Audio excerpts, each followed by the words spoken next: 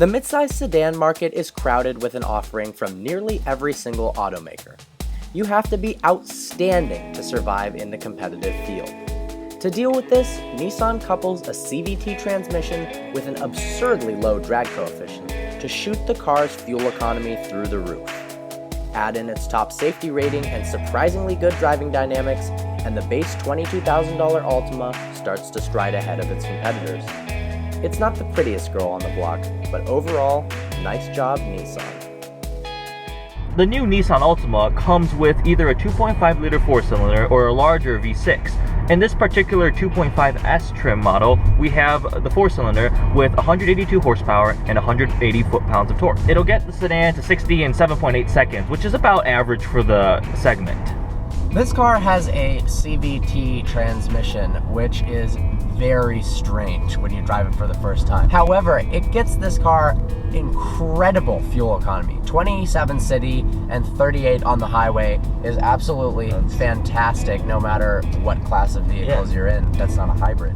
The exterior styling of Altima is interesting. It combines some nice curves with a pretty large grille up front, but compared to the Ford Fusion, the new Kia Optima, and the Mazda 6, it falls short.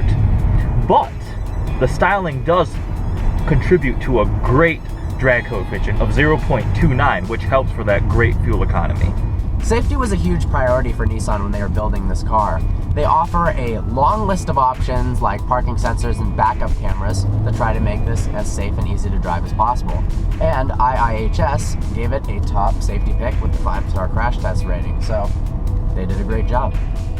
As far as the interior is concerned, it's really spacious and looks decent for sure. Yeah. I like these seats. They're actually much more supportive than I would have thought. Yeah. Something really interesting about these seats is Nissan calls them zero gravity front seats, and they were developed with assistance from NASA, and they supposedly imitate the neutral body position that your body assumes when you're in space with no gravity. So you're supposedly they're supposed to be really comfortable, reduce fatigue on long journeys, and I think they're great. Yeah, I mean, I feel like I'm in space right now.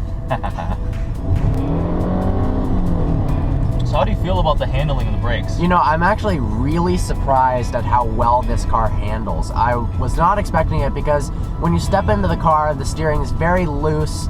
It's what you'd expect in this car. But when you drive aggressively, somehow it gets around turns very well. So you can't have fun in this car. No, absolutely. It's not that fast in a straight line, but it seems like it grips well and at least feels like it's going around turns confidently. The one strange thing is with the brakes. If you step on the brakes hard, which you probably will have to do at some point, it seems like it kind of squirms. It's almost like it torque steers, but with braking. It seems like it always goes to the left a little bit, which is kind of odd. Another feature the Altima has is something Nissan calls the Easy Fill Tire Alert System. Essentially what happens is as you're filling up any tires you need with air, the horn will beep when you reach the correct tire pressure, which is great, don't need to fiddle around those stupid little gauges. But the overall thing is you can tell how Nissan has tried to make this car as easy to live with and as useful as possible. Yeah, absolutely. And it'll scare the crap out of someone who didn't realize that when you fill the pressure up in the front left tire, the horn's gonna go off. Prices will range from the very cheapest one, which is around $22,000, up all the way to over $30,000 for a loaded model with tons of features and a stronger V6.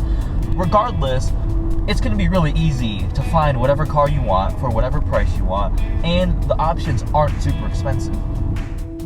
A cool thing about this car is it has extremely little road noise. I can't hear wind or tire noise or anything really. It's very isolated. Yeah, it's great.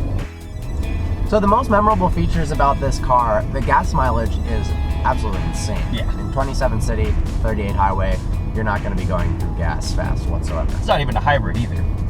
Another thing that was very surprising is how well it handles. It goes around turns very well, seems like it has decent grip, and it's a lot more fun than I would have thought. It is, yeah. Lastly, the CVT is extremely weird. Like I said, I've never driven a car with a CVT before. I find it strange how when you go pedal to the metal, it goes to red line and then it bounces off red line and comes right back. It's like it's fake shifting, but it doesn't drop nearly the amount of RPMs it would if it was an automatic. But overall, I'm really pleased with this car. Yes, I am impressed. Well, I really hope you enjoyed this review. Like always, please browse our channel and subscribe. And if you could please visit us on Facebook.com, type in Vehicle Virgins and give us a like there. And if you have any more cars that you'd like to see us review, leave a comment below and we'll try to get on that as soon as possible. Thanks for watching.